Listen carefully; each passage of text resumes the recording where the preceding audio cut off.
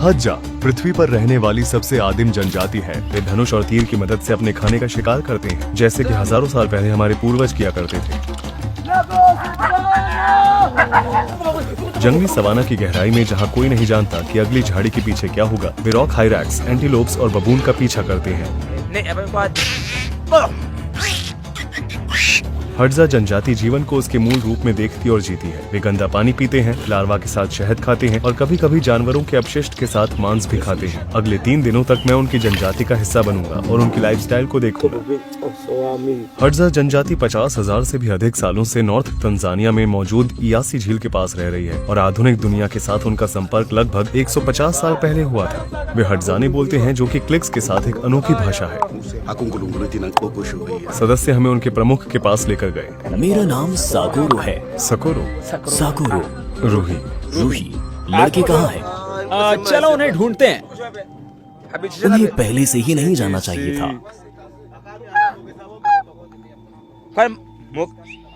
हे मुगेसा। हम हद्सा हैं और हमारी हज़ाबे जमीन पर आपका। सभी लोग यहाँ आ जाओ। शिकार करने की खूबी उनके पहनावे से साफ साफ नजर आ रही है। ये आपके सिर पर क्या है? बबून से। बबून की खाल है। जब मैं छोटा था तो हर समय रोता रहता था। मेरी माँ को ये पसंद नहीं था, इसलिए उन्होंने मेरे चेहरे पे ये निशान बना दिए। आंसुओं में मौजूद नमक से घुले घाव जलते हैं और इससे बच्चे दर्द महसूस होने पर रोना नहीं सीखते हैं। अब मैं बड़ा हो गया हूँ और अब मैं बिल्कुल भी नहीं रोता हूँ। यहाँ जवान लोगों का एक ग्रुप अगले शिकार के लिए अपने सामान तैयार कर रहा है। यह कौशल पीढ़ी दर पीढ़ी चली आ रही है। मेरे तीर सबसे अच्छे हैं और मैं उन्हें खुद बनाता हूँ। शिकार करते समय अगर हमें कोई जानवर दिखाई देता है तो हम जानवरों की प्रजाति के अनुसार अलग अलग बर्ताव करते हैं। कुछ जानवरों को सूंघने और देखने की अच्छी समझ होती है। ऐसे में हमें चुप रहना चाहिए और छुप जाना चाहिए। हम धीरे धीरे आगे बढ़ते हैं जब तक कि हम उसके काफी करीब नहीं आ जाते। उसके बाद ही हम निशाना लगाते हैं। ये क्या हुआ था? लेपर्ड। बहुत समय पहले मुझ पर एक लेपर्ड ने हमला किया था। वे अपने तीरों को अनोखे पैटर्न के साथ बनाते हैं। अगर किसी का तीर खो जाता है और मिल जाता है तो इसी तरह पता चलता है कि यह किसका है। यह भी दर्शाता है कि शिकार किसने किया है। उनके धनुष पर उनके द्वारा शिकार किए गए जानवरों के कुछ हिस्से के ये अनोखे पैटर्न हैं। इससे पता चलता है कि शिकारी कितना प्रभावशाली और अनुभवी है। इसके अलावा वे तीर को स्थिर रखने के लिए पक्षी के पंखों का इस्तेमाल करते हैं।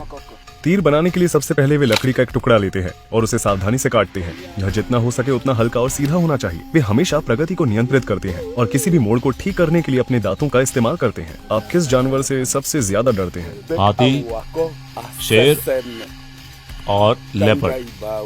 हाथियों की सूंड बहुत बड़ी होती है। ये लगभग कुछ भी पकड़ और खा सकते हैं। वे बहुत धीरे धीरे खाते हैं। उनके नजदीक नहीं जाना चाहिए। आपको इनसे दूर रहना चाहिए। वे हमला कर सकते हैं और आपको 2 टुकड़ों में तोड़ सकते हैं।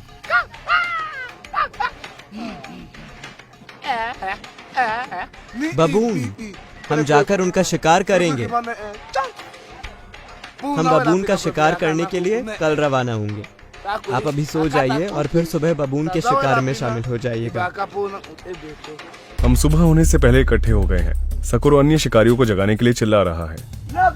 कृपया ध्यान दें कि आने वाले कुछ सीन सेंसिटिव हो सकते हैं। हम आपसे अनुरोध करते हैं कि आप हड्जा जनजाति की संस्कृति और लाइफस्टाइल का सम्मान करें और इसे खुले दिमाग से देखें। जंगल में हमारी यात्रा तब शुरू होती है जब हर कोई तैयार हो जाता है। दरअसल वे लोग अलग अलग ग्रुप्स में बढ़ गए हैं, तो इस तरह वे शिकार में अपनी संभावनाओं का लाभ उठाते हैं। हाँ, सभी तैयार हो रहे हैं। देखते हैं आगे क्या होता है। एक बार जब दिन का उजाला हो जाता है, हम सकोरो के नेतृत्व में जंगल में जा रहे हैं। हमारे पास लगभग 10 शिकारी कुत्ते हैं जो अलर्ट पर हैं। शिकारी चाकू, धनुष, जहर वाले और बिना जहर वाले तीर ले जा रहे हैं। सकोरो ने इस ओर इशारा किया है। हम अब अलग हो रहे हैं। वहां देखो। तो हम इस ग्रुप को फॉलो करेंगे। हमारा एक दल सकोरो और कुत्तों का पीछा कर रहा है। पूरे शिकार के दौरान हम समय समय पर समूहों में अलग हो जाएंगे। इस विशाल जमीन में कुत्ते हमारी आंखें और कान हैं। वे फैल रहे हैं और व्यापक क्षेत्र में खोज रहे हैं। यह रणनीति कुत्तों और हमें दोनों को अधिक जमीन कवर करने और जानवरों को देखने की हमारी संभावनाओं को बढ़ाने की अनुमति देती है।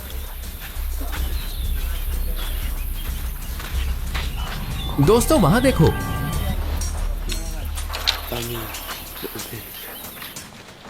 आज का मौसम अच्छा है, गर्मी नहीं है। मैं चाहता हूँ कि हर दिन ऐसा ही हो। आइए देखते हैं कि हमें क्या मिलता है।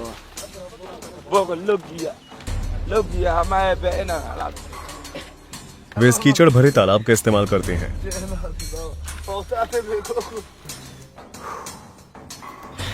पहले वे फूंक मारते हैं और फिर पीते हैं। उनका इम्यून सिस्टम बैक्टीरिया और परजीवियों से निपटने के लिए काफी मजबूत होता है। पानी ठंडा है। उन्हें इसकी परवाह नहीं है कि यह साफ है या नहीं। कुत्तों ने भागना शुरू कर दिया है।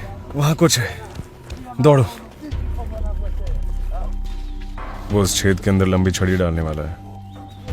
वो जानवर को बाहर आने के लिए उसे हिलाने की कोशिश कर रहा है। पिछली छड़ी ज्यादा लंबी नहीं थी, अब वो लंबी छड़ी बना रहा है। कुत्ता जानवर को आसानी से पकड़ने के लिए एक बड़ा गड्ढा खोदने की कोशिश कर रहा है। नेवला,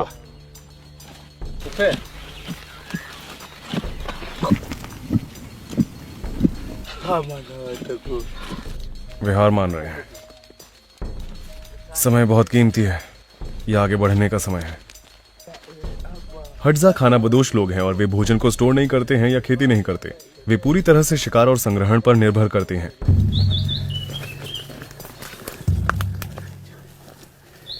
चुप रहो।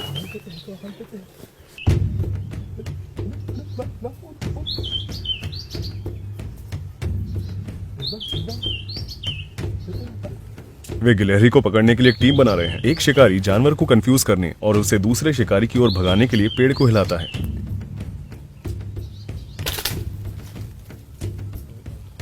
उन्होंने पकड़ लिया।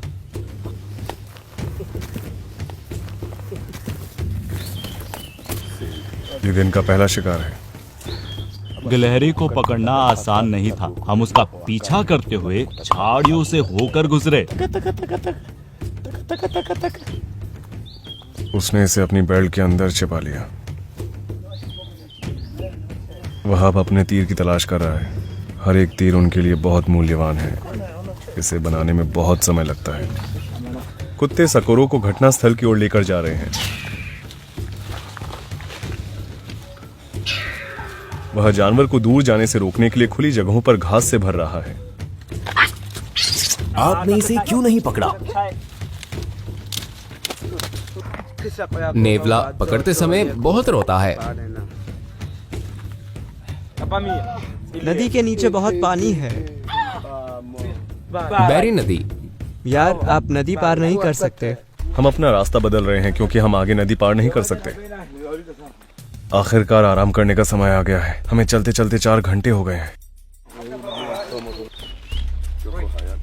अगर आप इस पेड़ को देखें तो ये चीजें हमें हमेशा मिलती रहती हैं। इससे हमारे कपड़े फट जाते हैं। इसका नाम बबूल है। सकोरो नीचे अन्य शिकारियों पर नजर रखता है।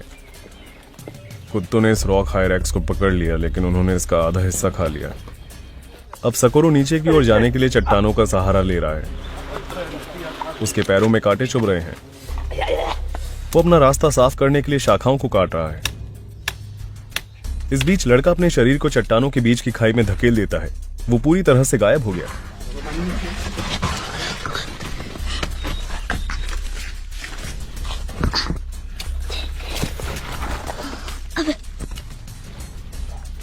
जो लड़का इस चट्टान के अंदर गया वो पूरे इलाके को एक तरफ से दूसरी तरफ तक चक्कर लगा रहा है। वह और कुत्ते काफी छोटी जगह में अपने शिकार की तलाश कर रहे हैं। उन्होंने इस चट्टान के नीचे एक और रॉक हायरैक्स को मार गिराया।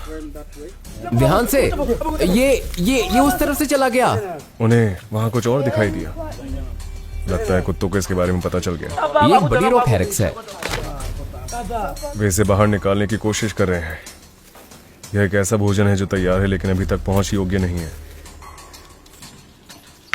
जो घोंसले में था उसे पकड़ लिया गया है। ये लो दोस्त। यह जानवर अभी भी जीवित है। वह अपने तरीके से खत्म करने की कोशिश कर रहा है। यह सही तरीका नहीं है, बिल्कुल भी सही नहीं है। ये पहले ही मर चुका है। रॉक हायरैक्स।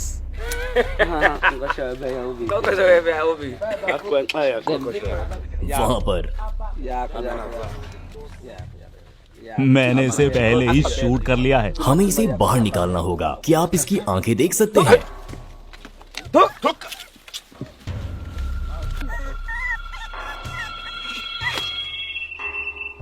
ये रॉक हायरैक्स ऐसे ही रोता है, लेकिन हमें इसकी परवाह नहीं है। ये हमारे लिए सिर्फ खाना है। पत्थर का इस्तेमाल करो। कुत्ते से लेकर जाने की कोशिश कर रहे हैं। ये तीसरा रॉक हायरैक्स है।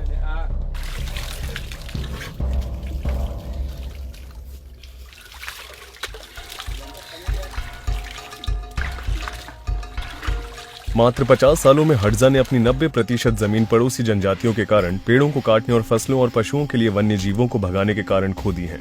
वे इतने बड़े एरिया में रहा करते थे। मेरा मतलब है यह पूरा एरिया। जानवरों की आबादी में गिरावट ने उनके लिए शिकार और जीवित रहना अधिक मुश्किल बना दिया है। उनकी लाइफस्टाइल खतरे में है। इसे देखो, वह अपनी हथेलियों के बीच तेजी से तीर घुमाकर 1 मिनट से भी कम समय में आग जला देता है। अब वे एक प्रकार के पौधे का सेवन करने के लिए ब्रेक लेते हैं, क्योंकि उनका मानना है कि इससे उनकी दृष्टि बढ़ती है और शिकार की संभावना बढ़ती है। एक समय ऐसा भी था जब हमने इस पहाड़ पर कई सारे बैबून्स का शिकार किया। कुत्ते पागलों की तरह उनका पीछा कर रहे थे। हमने उनमें से 2 को पकड़ लिया है। बाकी लोग दूसरी तरफ चले गए। वो बैबून की टोली बहुत आक्रामक थी। यहाँ तक कि इस इलाके में पैदल चलना भी एक चुनौती है।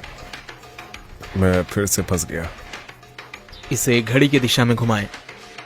इसे दूसरी तरफ रखें। इस तरफ, इस तरफ, इस तरफ, दूसरी दिशा में। हाँ। अरे, लड़का नेवले की तलाश कर रहा है। वहाँ हर उस गैप की जांच कर रहा है जिस तक वो पहुंच सकता है।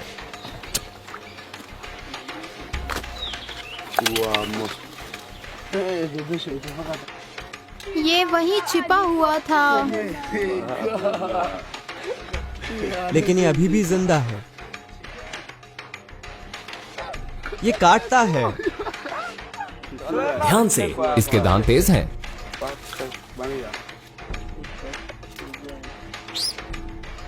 मैंने तुम्हें ढूंढ लिया। तुमने सोचा कि मैं तुम्हें पकड़ नहीं पाऊंगा। अब क्या हुआ? पत्थर का इस्तेमाल करो।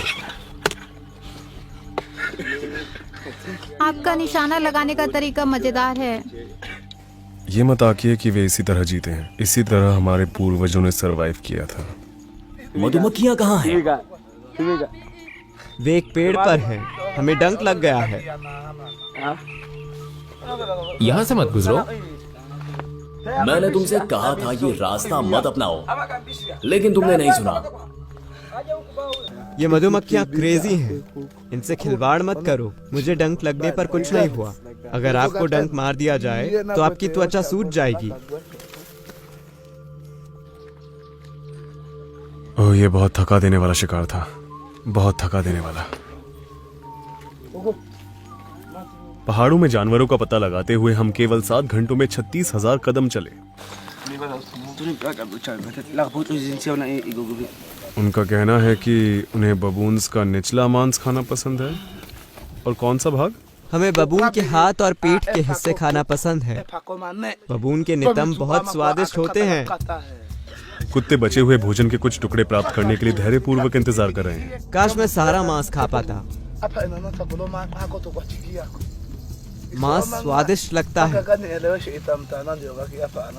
वे शिकार किए गए जानवर को नाखून से खाना शुरू कर देते हैं। वे इसका कोई भी हिस्सा बर्बाद नहीं करते। वे नरम हड्डियों सहित मांस का सेवन करते हैं। आप उनके प्रत्येक काटने पर चटकने और तोड़ने की आवाज सुन सकते हैं।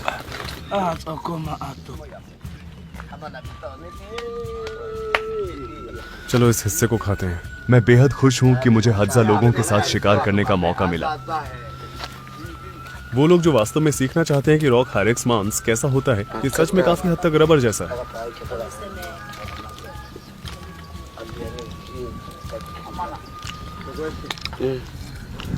रॉक हायरैक्स।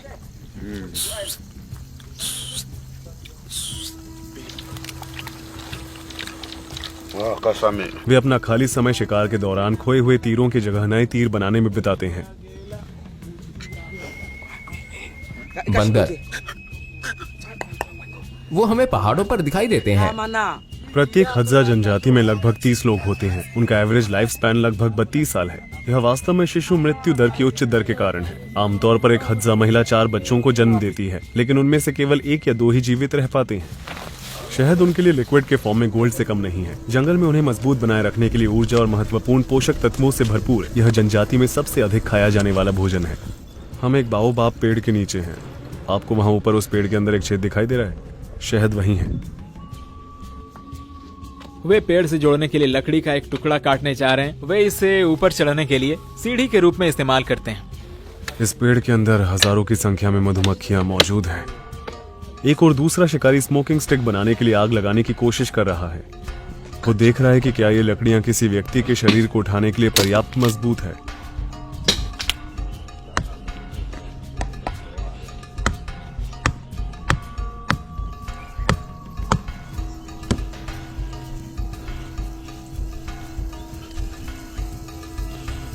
अब वह मधुमक्खियों को थोड़ी देर के लिए शांत करने के लिए धूम्रपान की छड़ी को छत्ते में रख देता है। यह तेज गुंजन की आवाज हजारों मधुमक्खियों से आ रही है। उसे कई बार डंक लगता है, लेकिन वह शहद तक पहुंचने के लिए दर्द को सहता है। उसे जल्दी करना चाहिए क्योंकि मधुमक्खियां छत्ते से बाहर निकल जाएंगी और हम नहीं चाहते कि वे हमारा पीछा करें।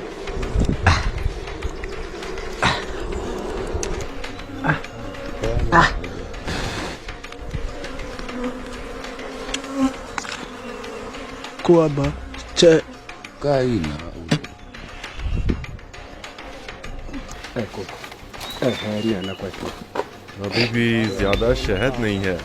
मौसम अच्छा नहीं है। हमें थोड़ा और इंतजार करना चाहिए। इसमें शहद बहुत कम है। यह ज्यादातर वैक्स है और इसके अंदर थोड़ा लार्वा है। चलिए मैं आपको दिखाता हूँ।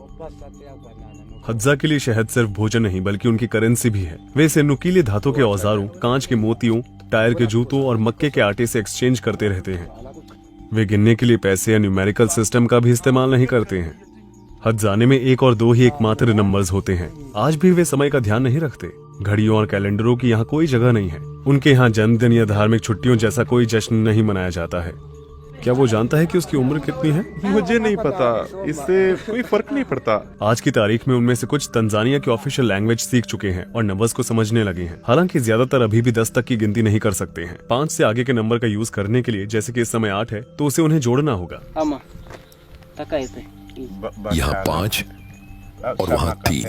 अगर मैं उससे कहूँ 70 तो वो क्या कहेगा? ये तो बहुत ज्यादा है। वे बड़ी मात्राओं को दर्शाने के लिए सामान्य शब्दों का इस्तेमाल करते हैं क्योंकि वे उनके लिए बहुत बड़े होते हैं। क्या उनके दिमाग में हमेशा बबून का शिकार करना चलता रहता है? ये सबसे स्वादिष्ट मांस है। जब भी मैं सोता हूँ तो मुझे बबून के ही सपने आते हैं। जब मैं सुबह उठता हूँ तो शिकार करने जाता हूँ और बबून की तलाश करता हूँ।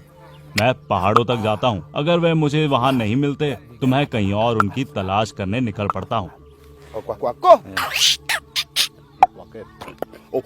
वह ऐसे ही रोते हैं।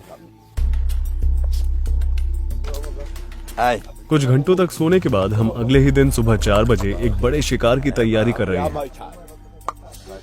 आज कैंप का हमारा दूसरा दिन है और आज हम एंटीलोप्स और बबून का शिकार करेंगे। जब हम जानवरों की तलाश कर रहे होंगे तो हमारी टीम का एक सदस्य यहाँ रुककर कैंप लाइव को रिकॉर्ड करेगा। जो लोग आज शिकार पर नहीं जा रहे हैं वे अपने औजारों की मरम्मत कर रहे हैं। उनमें जहर खत्म हो गया है, इसलिए सबसे पहले यह जवान लड़का और एक बूढ़ा आदमी एक बाल्टी पानी के लिए एक लंबी सड़क पर चल रहे हैं।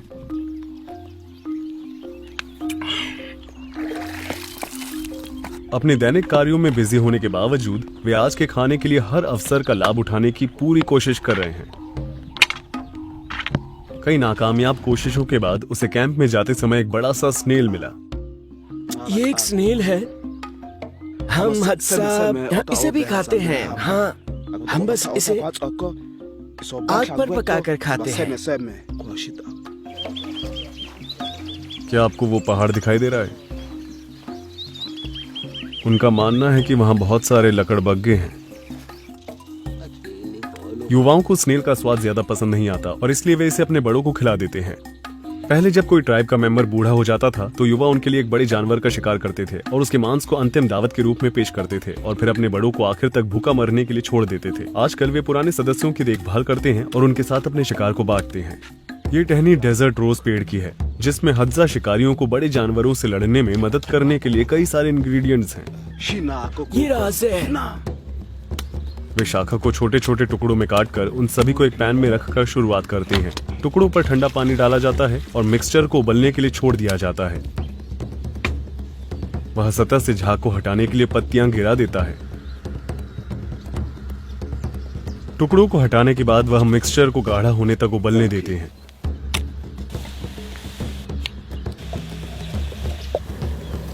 आखिरी बार घुमाने के बाद वह उसे एक पत्थर पर ट्रांसफर करता है और पानी का छींटा डालता है। आखिर में वह इसमें थोड़ी सी राख मिलाता है और इसे पत्थर से पीस कर मिला देता है। आखिरकार अब यह तैयार है, एक काला चिपचिपा जहरीला पेस्ट। वह सावधानी से तीर की नोक को इससे डाल देता है। अब यह तीर इस्तेमाल करने के लिए तैयार है। वह जहर को साफ करने के लिए घास पर अपने हाथों को रगड़ता है। ये देखो, ये जहरीला तीर है। हाँ, ये मेरे और आपके दोनों के लिए भी खतरनाक है। अगर किसी जानवर को इससे मारा जाता है तो ये जहर सीधे इसके खून में चला जाता है और दिल तक चला जाता है, जिससे शरीर हिलना बंद हो जाता है। फिर वो जमीन पर गिर जाता है। ये इम्पाला, भैंस, ज़ेब्रा, जिराफ और सभी बड़े जानवरों पर काम करता है। जहाँ पुरुष मांस और शहद की खोज करते हैं, वहीं महिलाएं फल, सब्जियां और साग सब्जियां इकट्ठा करती हैं। अभी वे खोदने वाली लकड़ियों का इस्तेमाल करके जड़ें और कंद निकालती हैं। वे नेचर के न्यूट्रिएंट स्टोरेज यूनिट्स की तरह हैं। यहाँ उसे एक जंगली आलू मिला है। मेरी स्कर्ट बहुत छोटी है, मुझे कपड़े का एक टुकड़ा दो। लगभग अलग थलग रहने वाली हट्जा महिलाओं को अजनबियों द्वारा उन्हें रिकॉर्ड करना कंफर्टेबल नहीं लगता। वो मुझे देख रहा है। झाड़ीदार सुअर यहाँ रहा है। ये बहुत ताजा है। सुअर बस थोड़ी देर पहले से ही यहीं था।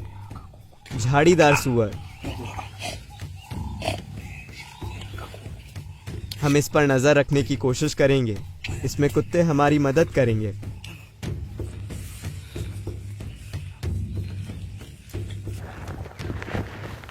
देखो सुअर की निशानी। पेड़ पर एक और खरोंच है।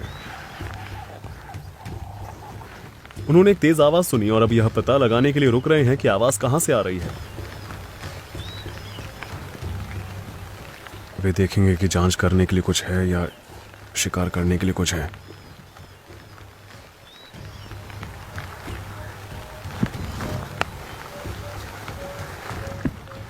कुछ भी नहीं मिला। बारिश की वजह से जानवर अपनी सुरंगों या आश्रय स्थलों में छिप जाते हैं। क्या आपको बुश बेबी नाम के एक छोटे जानवर का घोंसला दिखाई दे रहा है? वे जानवर को वहां से हटाने के लिए पेड़ की ओर पत्थर फेंक रहे हैं जहां वह छिपा हुआ है।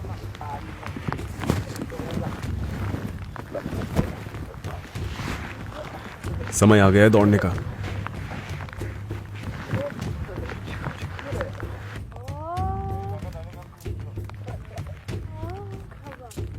यहां से कोई गायब नहीं है। तुम ये कैसे चूक गए? ये मस्ती कर रहे हैं। जानवर के पास जाने के लिए कोई और जगह नहीं है। देखो देखो। सावधान रहें, हमें तीर मत मारो। ये वाला मुश्किल है।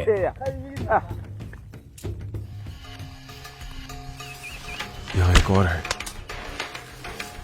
लड़के ने एक और बुश बेबी का घोंसला ढूंढ निकाला है। यहाँ अंदर छिपा हुआ है। दूसरी कोशिश के बाद वह हिलने ढुलने में असमर्थ हो जाता है। वह पेड़ पर चढ़ने के लिए अपने लिए रास्ता बना रहा है।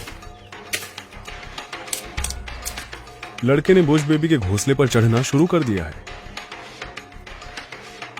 वह करीब आता जा रहा है और उसे मिल गया, ठीक उसकी पूंछ के पास। बुश बेबी की आंखें चिंता से भरपूर है और वह अपने घोंसले को कसकर पकड़कर खुद को बचाने की कोशिश कर रहा है, लेकिन इस नन्ही सी जान के पास कोई मौका नहीं है। यह अभी भी जिंदा है।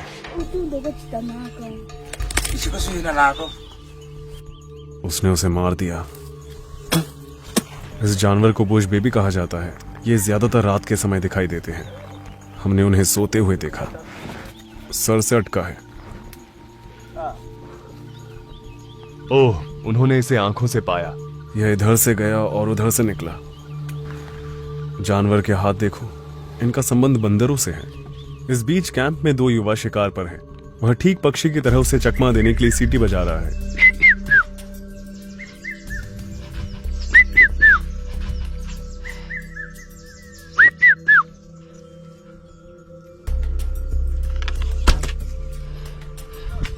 इतना पास होते हुए भी इतनी दूर, वह चूक गया।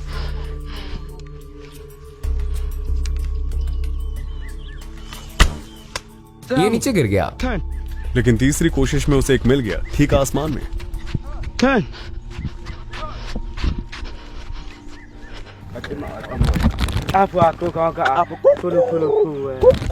हमें एक कबूतर मिला। इस कुत्ते को क्या हुआ? उसे काफी खरोंचें आई हैं। बबून्स ने हमारे कुत्तों को ये घाव दिए हैं। बबून्स? हाँ, थोड़ी बहुत। हाँ, क्योंकि बारिश रुक गई है, जानवर अब अपने आश्रय स्थलों से बाहर आ गए हैं और हज्जा उन्हें लेने के लिए तैयार हैं।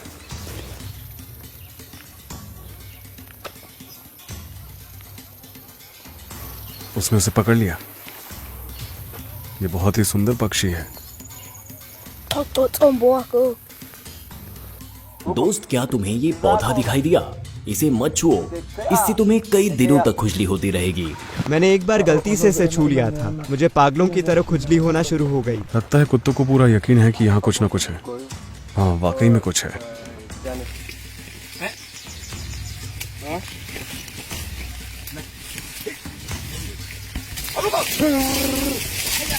जल्दी करो, कुत्ते इसे खा रहे हैं।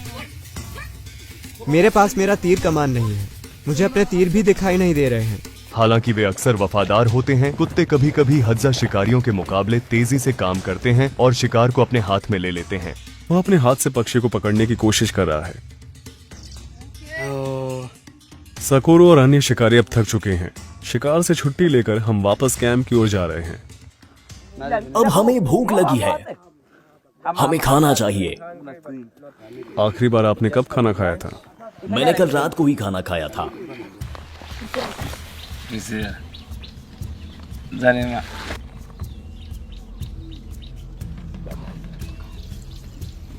पहले में बहुत सारे जानवरों के साथ जीवन अच्छा था, लेकिन अब वे सभी चले गए। बबून को ढूंढना मुश्किल होता है। वे अब चालाक हो गए हैं। डेथ के बारे में उसकी क्या सोच है? उसे क्या लगता है कि मरने के बाद वह कहाँ जाएगा? मुझे नहीं पता। देखो, मर जाने के बाद तुम्हें जमीन में दफन कर दिया जाता है। वही जीवन का अंत है। युवा अभी भी तीर चलाना सीख रहे हैं और यह उनकी क्लास का समय है।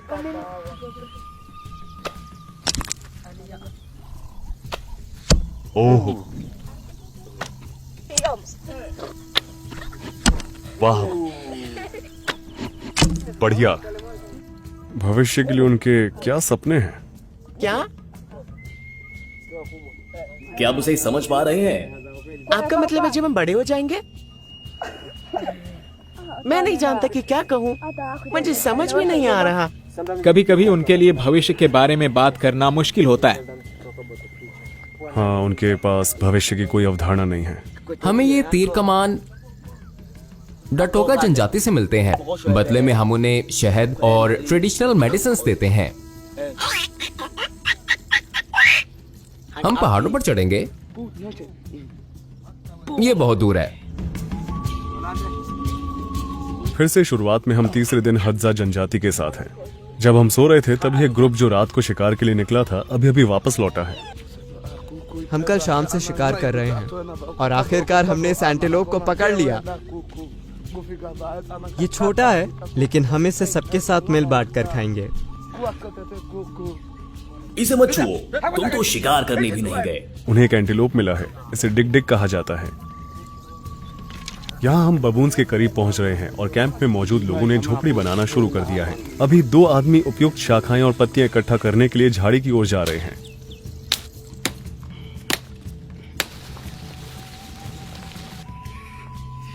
बबून्स बहुत ही चतुर होते हैं। जब उन्हें कुछ महसूस होता है तो वे इधर उधर घूमते रहते हैं। उन्हें इंसान पसंद नहीं होते हैं। हमें आगे बढ़ना होगा, चलो। वे यह पूछने गए कि क्या उन्होंने आसपास कोई बबून देखा है या नहीं।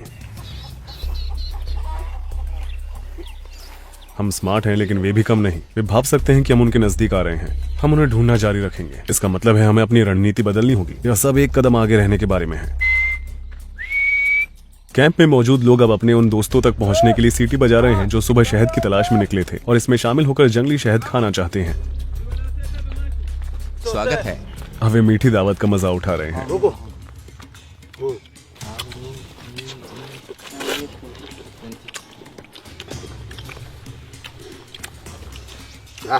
शहद बहुत मीठा है, लेकिन मधुमक्खियां बहुत पीछे पड़ती हैं। कभी कभी मधुमक्खियों से नफरत होने लगती है, लेकिन वे पेट भरने के लिए हमें शहद देती हैं।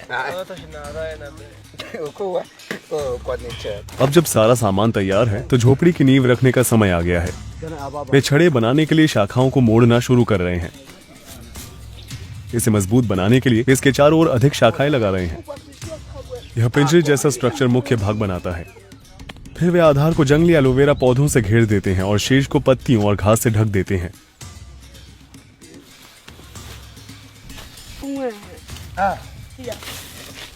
फिनिशिंग टच देने के लिए वे कुछ सफेद फूल लगाते हैं और बस कुछ ही घंटों में एक नया घर तैयार है जो इस युवा पिता और उसके परिवार को तोहफे में दिया गया है। घर बन गया है और आप इसमें सो सकते हैं। चलो देखते हैं। हमने इसे इस तरह बनाया है। ये झोपड़ी कमाल की है। बात करो। बबून उन बाओबाव पेड़ों पर चढ़ जाते हैं, इसलिए हम हर पेड़ को चेक कर रहे हैं। लेकिन हमारा मकसद उन चट्टानों तक पहुंचना है। उनका कहना है कि वहां बबून्स रह रहे हैं। जैसे हम रास्ते पर चल रहे थे, हमें नीचे चट्टानों में छुपे हुए रॉक हायरेक्स का एक ग्रुप दिखाई दिया। उन्हें सभी 5 रॉक हायरेक्स मिल गए। अब समय है बबून की खोज करने का। वे आधे पचे भोजन और पेट के एसिड के लगभग मल जैसे मिश्रण से भरे पेट को भूख से खा रहे हैं। सकोरो का कहना है कि उन्होंने सभी क्षेत्रों की जांच कर ली है और उन्हें कोई बबून नहीं मिला, लेकिन हम रात के दौरान अपनी किस्मत आजमाएंगे। बबून अपने पिछले अनुभवों से सीखते हैं, इसलिए वे उन जगहों पर जाने से बचते हैं जहां उन्हें पहले खतरों का सामना करना पड़ा था। ऐसा लगता है कि वे यहाँ से चले गए हैं। हड्जा अपनी रणनीति में बदलाव कर रहे हैं। वे आज रात क्षेत्र के दूसरे हिस्से में बबून्स का पीछा करेंगे। शिकारी और शिकार दोनों ही लगातार सीख रहे हैं और अपनी रणनीति में बदलाव कर रहे हैं। यह लुका छिपी की तरह ही है, लेकिन जंगल में। अब हम बबून के शिकार पर हैं। अंधेरा होता जा रहा है। ट्राइब के कुछ सदस्यों को पता चल गया कि वे कहाँ रह रहे हैं। वे एक पेड़ पर हैं। हम ज्यादा से ज्यादा शांत रहेंगे। बबून रात के दौरान ज्यादा सक्रिय नहीं रहते हैं। वे सुबह सक्रिय रहते हैं और रात में पेड़ों पर सोते हैं, जहाँ वे शिकारियों, ज्यादातर तेंदुओं, लकड़बग्घों और इंसानों से सुरक्षित रहते हैं। हम कैमरे का आईएसओ बढ़ाएंगे और आप नॉइस के साथ देख पाएंगे। मैं अपने सामने 1 इंच भी नहीं देख सकता। हमें शिकारियों के करीब रहना होगा। मैं नहीं चाहता कि मुझे गलती से भी जहरीला तीर लगे। हम बबून के निवास स्थान की गहराई में जा रहे हैं। मुझे ऐसा लगता है जैसे हम जंगल को परेशान कर रहे हैं।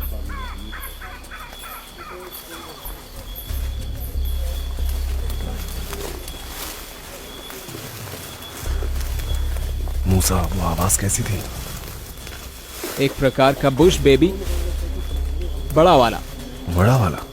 बबून बड़े ग्रुप्स में रहना पसंद करते हैं, जिन्हें ट्रूप्स कहा जाता है, क्योंकि वे एक दूसरे का ध्यान रखते हैं, ग्रुप को संभावित खतरों के प्रति सचेत करते हैं और एक साथ मिलकर खतरों का सामना करते हैं। उन्होंने वहां एक देखा है। क्या उन्होंने किसी को देखा? ठीक है। उन्होंने कहा कि उन्होंने वहां एक को देखा है।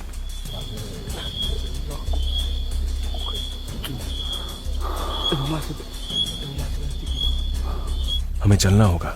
वे यहां नहीं है। बबून बेहद फुर्तीले होते हैं और जमीन और पेड़ दोनों पर तेजी से चल सकते हैं। वे यह तय कर रहे हैं कि हमें अब किस रास्ते पर जाना चाहिए।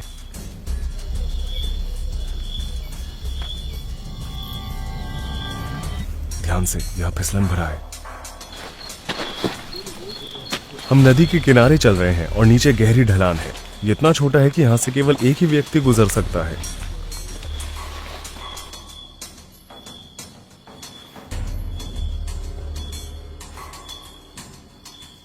डेढ़ घंटा हो चुका है और हमें अब तक कोई बबून नहीं दिखा। वे हर जगह उसे ढूंढ रहे हैं। हमारी पिछली रात की शूटिंग में हम किसी भी सफल शिकार की तस्वीर नहीं ले सके। 3 दिनों की कड़ी ट्रैकिंग और पीछा करने के बाद हज्जा शिकारी को बिना किसी बबून के खाली हाथ अपने परिवार के पास लौटना पड़ा। हालांकि एडिटिंग प्रोसेस के दौरान हमें एक फ्रेम से पता चलता है कि लाइट बंद होने पर एक बबून एक पेड़ से दूसरे पेड़ पर कूदकर भाग रहा था। वे इंसान की शारीरिक सीमाओं के बारे में जानते थे और इसलिए उन्होंने अंधेरे में चुपचाप भागने के लिए धैर्यपूर्वक रोशनी बुझने का इंतजार किया। यह अनएक्सपेक्टेड ट्विस्ट दिखाता है कि अस्तित्व हमेशा मजबूत या चतुर लोगों का पक्ष नहीं लेता। यह सबसे अधिक अनुकूलनीय होने के बारे में है। बबून का शिकार आखिरकार समाप्त हुआ। हम सफल नहीं हुए। बेशक जानवरों ने हमें सुन लिया होगा। हजार लोग इस दुनिया में वैसे ही रहते हैं जैसे हम हजारों साल पहले रहा करते थे। इस समुदाय के लिए सबसे बड़े खतरों में से एक निसंदेह मॉडर्नाइजेशन और इस अनोखे ह्यूमन कल्चर को खोना है। वे अतीत की खिड़की की तरह है तो वे हमारे पहले के सबसे आखिरी हैं। नमस्ते। पिछले महीने की शुरुआत में मेरा YouTube चैनल हैक हो गया था और हैकर्स, मेहनत की चोरी करने वालों ने मेरे YouTube चैनल से मेरे सभी वीडियोस हटा दिए थे। मेरी 12 साल की मेहनत पानी में बह गई। इस अचानक कार्य ने मेरी मासिक कमाई को एक ही क्लिक में शून्य पर ला दिया। आखिरकार हमने अपनी बैकअप फाइल्स की मदद से सभी वीडियोस को बचा लिया। हालांकि एल्गोरिदम हमारे दोबारा से प्राप्त हुए वीडियोस पर उस तरह काम नहीं कर रहा है जैसे वह पहले कर रहा था। इसलिए इन वीडियोस के व्यूज काफी कम हो गए हैं, जिससे हमें अपनी पैसिव इनकम का नुकसान उठाना पड़ रहा है। इस वजह से इस पूरे साल में हमें कम से कम $75,000 की वित्तीय हानि का अनुमान है और हम इतना पीछे रहने का जोखिम नहीं उठा सकते। हम हर वीडियो में हमारी डॉक्यूमेंट्रीज की गुणवत्ता बढ़ाने की कोशिश करते हैं और 14 अलग अलग भाषाओं में ब्रॉडकास्ट करने की कोशिश करते हैं। लेकिन इस आर्थिक समीकरण में हम अपनी डॉक्यूमेंट्रीज को दुनिया भर में उपलब्ध कराने के लिए संघर्ष कर रहे हैं। दुर्गम और अक्सर विरोधी वातावरण में फिल्मिंग करने की चुनौतियों से निपटना हमारे प्रयासों में एक और जटिलता की परत को जोड़ता है।